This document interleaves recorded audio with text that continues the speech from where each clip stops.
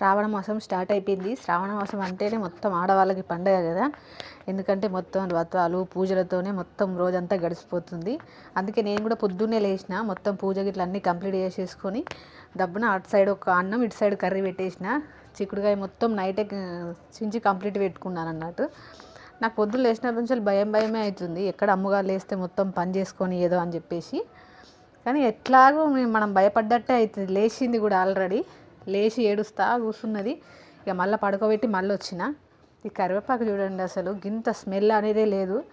ఇంటికాడ పల్లెటూరులో అయితే ఎంత బాగుంటుందో, ఇట్లా చెట్టు మీగలు తెంపేసి మొత్తం కర్రీలు వేసుకుంటారు.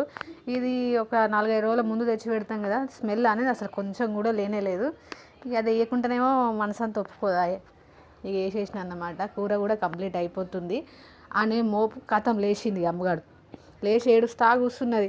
ఇక నేను ఒక చైర్ తెచ్చి నా పక్కన, అంటే కిచెన్ ఉంటుంది కదా, కిచెన్లో పైన అక్కడ వేసుకొని కూర్చొని ఆమెతో ముచ్చట్లు పెట్టుకుంటూ కూర్చున్నా. ఒకవేళ ఆమెను పట్టించుకున్నట్టు ఉన్నాం అనుకో, సామాన్లు అన్నీ ఎత్తేస్తుందండి. నిజంగా ఇది కొత్తగా నేర్చుకున్నట్టున్నది సామాన్లు ఎత్తేసుడు. ఇక చైర్ మీద కూర్చోబెట్టిన మెల్లగా. ఇక నేను పని చేసుకుంటా ఉన్నా. నేను కలుపుతా ఉంటుంది, నేను వండుతా ఉంటుంది. వద్దమ్మా ఇక్కడ కూర్చో అని చెప్పేసి, అవుతుంది అని చెప్పేసి చెప్పిన అన్నట్టు, అంటే కాలుతుందని.